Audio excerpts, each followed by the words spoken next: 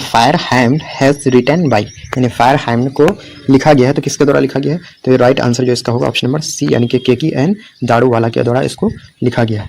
तो बिल्कुल उस ट्रिक वाले वीडियो में बिल्कुल इसको ट्रिक के द्वारा बताया गया है। चलिए अगला क्वेश्चन देख लेते हैं।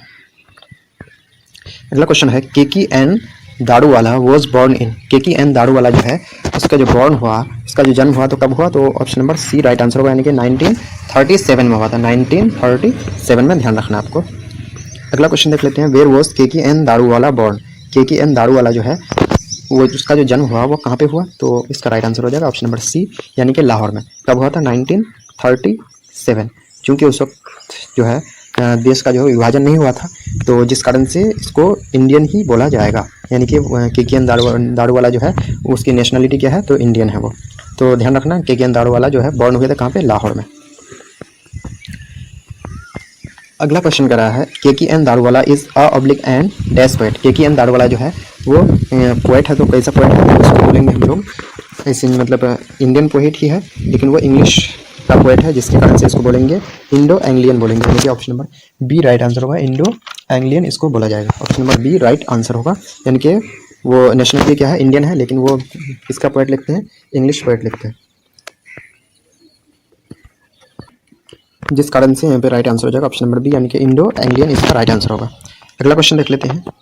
अगला क्वेश्चन है what is the nationality of Keki N Daruwalla, यानी केकी एन दारूवाला का जो नेशनलिटी है, राष्ट्रीयता क्या है? तो वो इंडियन है, क्योंकि लाहौर में जो है बर्थ हुआ था, लेकिन बॉर्न जो हुए थे लाहौर में, लेकिन 1937 में हुए थे, जब उस वक्त देश का विभाजन नहीं हुआ था, जिस कारण से वो जो है नेशनलिटी क्या हो जाएगा? इंडियन। अगला क्वेश्चन देख लेते हैं। अगला क्वेश्चन है who is a former Indian police service officer, यानी कि कौन जो है एक फॉर्मर आईपीएस ऑफिसर थे हैं? तो आईपीएस ऑफिसर यहाँ पे राइट आंसर होगा ऑप्शन नंबर बी, यानी कि केकी एन दारूवाला। चलिए अगला क्वेश्चन देख लेते हैं।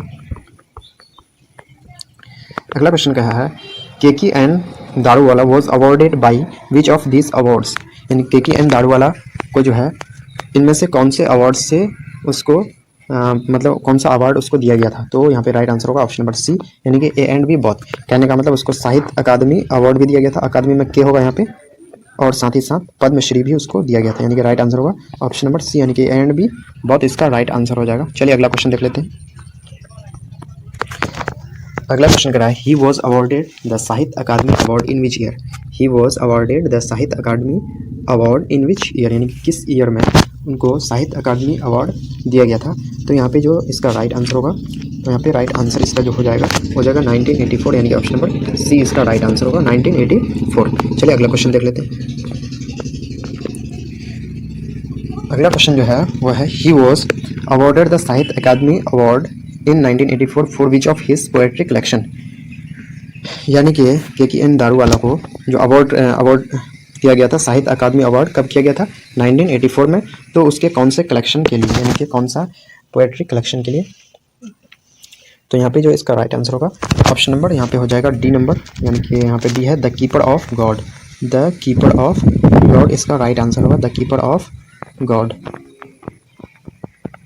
यानी कि यहाँ पे दिया हुआ ऑप्शन नंबर डी जो है यहाँ पे इसका राइट आंसर होगा, यानी कि the keeper of the dead, the keeper of the dead इसका राइट आंसर होगा, the keeper of the dead. तो ध्यान रखना इसको, the keeper of the dead के लिए ही केकी एन दारूवाला को क्या दिया गया था?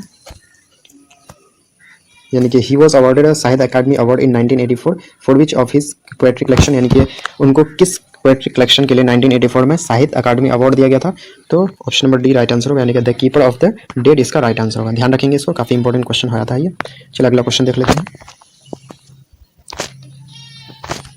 अगला क्वेश्चन कह रहा है Keki N Daruwalla belongs to dash religion, Keki N Daruwalla belongs to dash religion, यानी कि केकी एन दारूवाला जो है वो किस रिलीजियन से, किस धर्म से बिलोंग करते थे? तो वो जो बिलोंग करते थे पारसी, उसी को इंग्लिश में बोलते हैं जोरास्ट्रियन।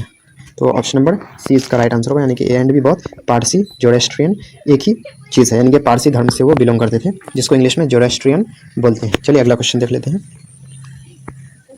अगला क्वेश्चन है it was the death of the poet along with him passing by the cremation ghat, यानी कि it was the death of the poet, यानी कि जो पोएट के साथ कौन क्रीमेशन घाट, यानी कि जो शमशान घाट है उससे होकर के जा रहे थे। तो पोएट के साथ कौन थे? तो उसके फादर थे, यानी कि option number B right answer होगा। पोएट के साथ उसके पापा फादर जा रहे थे क्रीमेशन घाट होता हुआ, यानी कि शमशान घाट होता हुआ।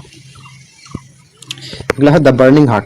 बर्निंग हार्ट मतलब शमशान घाट, जहाँ जो है मृत शरीर को जलाया जाता है, अंतिम संस्कार किया जाता है जहाँ पे। तो burning heart erupted phosphorus has taken from the burning heart आ गया, इसका मतलब फिर क्या होगा इसमें, फायर हाइम्ड होगा, यानी कि option number B right answer होगा। अगला क्वेश्चन देख लेते हैं।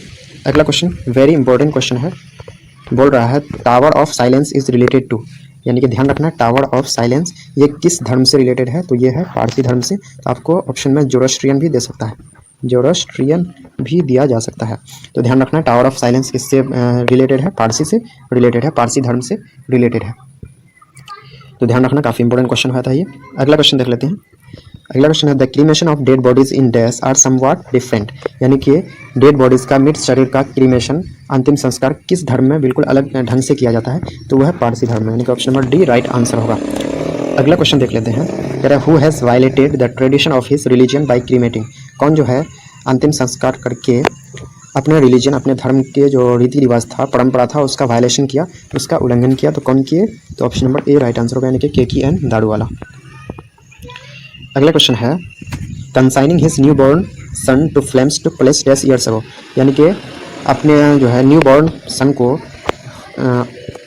कंसाइनिंग his new born son to flames to place dash years ago, यानी कि अपने न्यू बॉर्न सन को, न्यू बॉर्न बेबी को फ्लेम यानी कि आग के हवाले कर दिया, कब कर दिया था, तो option number C right answer होगा, यानी कि 22 साल पहले, सॉरी 20 साल पहले, ऑप्शन नंबर सी, यानी कि 20 साल पहले जो है अपने एक बेबी को वो फ्लेम के ईंधन के यानी कि आग के हवाले कर दिया था। अगला है the dash child was consigned to fire under compulsion, किस चाइल्ड को मजबूरी के तहत उसको जो है फायर के हवाले कर दिया गया, तो फर्स्ट बॉर्न चाइल्ड, यानी कि option number A right answer होगा।